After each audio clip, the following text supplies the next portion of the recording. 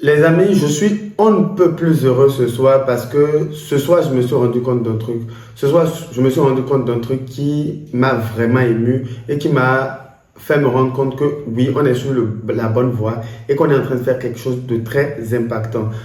Et pour ça, je tiens aussi à remercier les partenaires de FlashPea, les vendeurs qui travaillent avec FlashPea et tout. Quand on commence un business, c'est-à-dire quand on lance un business généralement, c'est pour sa propre poche. En fait, on lance un business parce qu'on veut se faire plus d'argent, parce qu'on sent que oui, il y a un manque, il y a un problème ici qu'on veut peut-être résoudre et ça va remplir nos poches. Mais ce soir, je me suis rendu compte que le business qu'on a lancé impacte aussi d'autres personnes. C'est-à-dire, FlashPea impacte aussi d'autres personnes, crée de l'emploi, non seulement impacte les vendeurs, facilite la vie aux vendeurs, mais crée de l'emploi. Dans chaque pays où nous sommes présents, nous créons de l'emploi et tout. Aujourd'hui, ce qui s'est passé, c'est que déjà la veille, en discutant avec Fernand, je me suis rendu compte que, il y avait des gens avec qui nous travaillons, on avait des employés, des gens qui travaillent avec nous, des collaborateurs que je ne connaissais même pas. C'est-à-dire, moi, je suis quelqu'un qui essaye de me rapprocher le plus possible des gens qui travaillent avec moi. Donc, quand j'avais commencé,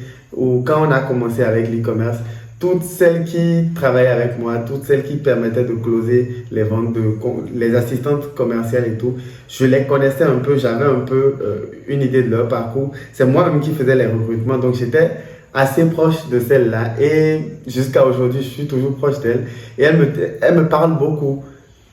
Elle me parle beaucoup, je discute beaucoup avec elle, ce qui fait que j'essaie de garder une certaine relation avec ces gens-là et ils sont vraiment très loyaux avec moi.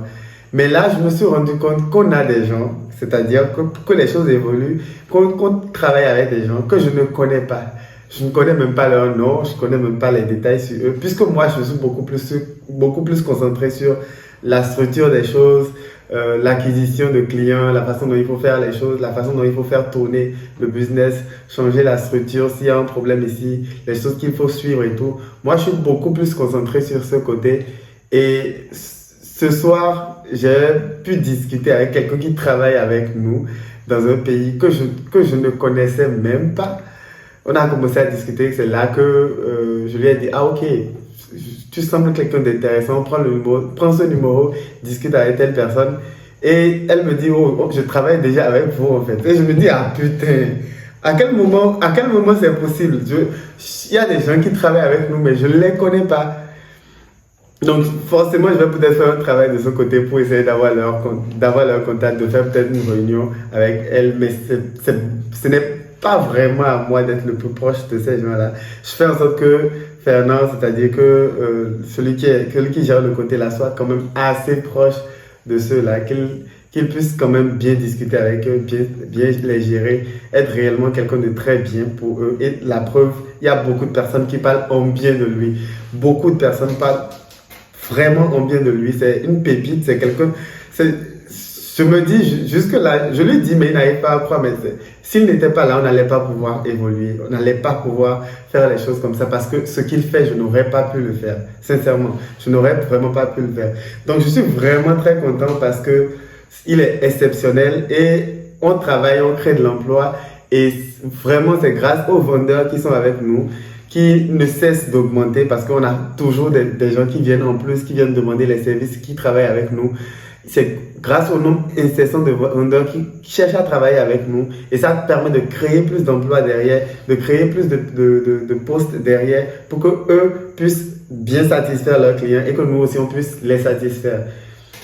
Je vais ensuite vous laisser ce soir avec une astuce, bon pas astuce, mais plutôt des choses à suivre, c'est-à-dire une manière de gérer votre activité, puis si vous êtes e-commerçant, de gérer votre activité pour que vous puissiez vous assurer que vous êtes en train de croître. J'ai parlé hier ou j'ai parlé il n'y a pas longtemps de comment gérer les réunions du lundi, les KPIs. Et j'ai aussi dit en fait que même les dames qui sont au bord de la voie doivent faire elles-mêmes une réunion avec elles-mêmes ou avec leur équipe le lundi et tout. Et qu'il fallait définir des KPIs, des Key Performance Indicators, des indices de performance, des indices pour pouvoir savoir si l'entreprise évolue ou si elle est en train de décroître ou bien en tout cas de mourir, je vais dire. Du coup, pour les business e-commerce, c'est-à-dire pour le business dans lequel vous êtes, je vais laisser ceci et tout, et un framework, une manière de gérer, quelque chose que vous allez suivre vous-même chaque semaine pour que vous puissiez être garanti que vous évoluez.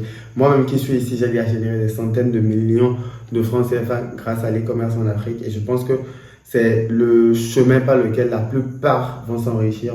Réellement, beaucoup vont pouvoir libérer leur famille et atteindre la liberté financière et tout. Du coup, sans plus tarder, ce que je vais vous dire, c'est ceci. En e-commerce en Afrique, les facteurs ou les choses les plus importantes qui permettent de faire évoluer le business, c'est vraiment pas grand-chose. Il y a en premier lieu les testings. Donc vous devez être constamment en train de tester de nouveaux produits. C'est en testant de nouveaux produits que vous allez trouver d'autres produits gagnants et évoluer. Donc pour ça, il faudra suivre les testings, des indices de performance pour les testings. Donc, testing inclut recherche de produits. Du coup, le premier truc qu'on va traquer, c'est le nombre de produits que vous avez recherché ou que vous avez noté ou que vous avez mis de côté par semaine. Donc, vous allez noter le nombre de produits qui a été recherché ou noté par semaine. Ensuite, dedans, après avoir trié le nombre de produits que vous avez validés. Donc, par semaine, vous mettez le nombre de produits que vous avez cherché, le nombre de produits validés et ensuite, au total, après avoir testé le nombre de produits winners que vous avez eu dans la semaine. Ça vous permet de suivre en fait le volume de travail que vous faites. Si vraiment vous êtes concentré sur ce qui est plus important ou pas. Donc, vous suivez ça du côté du testing. Maintenant, après ça, le côté testing, le suivant, c'est les ventes. Donc, et du côté des ventes, on ne va pas suivre beaucoup de choses. On va être très, très simple. Du côté des ventes, ce que je vais vous demander de suivre simplement, c'est votre chiffre d'affaires pour la semaine, ensuite votre bénéfice pour la semaine et le ROAS, donc le Revenue on Ad Spend, c'est-à-dire quand vous dépensez tel nombre de dollars, combien vous obtenez en retour. Donc si vous suivez ces éléments, vous pourrez très facilement savoir quelle est la tendance, est-ce que ça évolue ou pas. Vous pourrez rapidement savoir si ça ne va pas. Donc si vous avez plusieurs produits, il faut suivre ça fréquemment. Je dirais, il faut suivre ça chaque jour de sorte à pouvoir très rapidement couper ce qui ne marche pas et tout. Mais de manière globale, il faut suivre aussi ça de manière hebdomadaire pour voir la tendance. Est-ce que cette semaine on a été productif? Cette semaine, est-ce que ça a très bien marché? Si vous êtes seul, je comprends.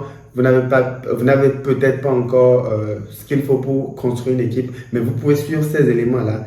Et ces éléments-là vont vraiment vous permettre de vous indiquer si vous évoluez ou si vous êtes en train de chuter. Donc, voilà un peu ce que je vous laisse, ce avec quoi je vous laisse pour ce soir.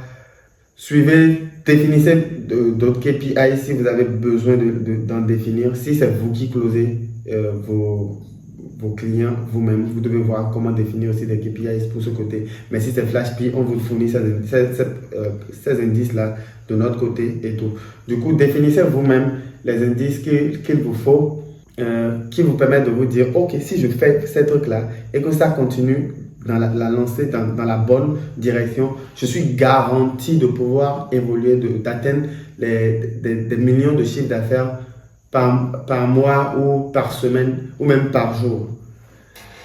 Donc voilà, je vous laisse sur ce et passez, il fait nuit chez moi, donc passez une bonne nuit. Maintenant moi je vais me mettre au travail. Ciao.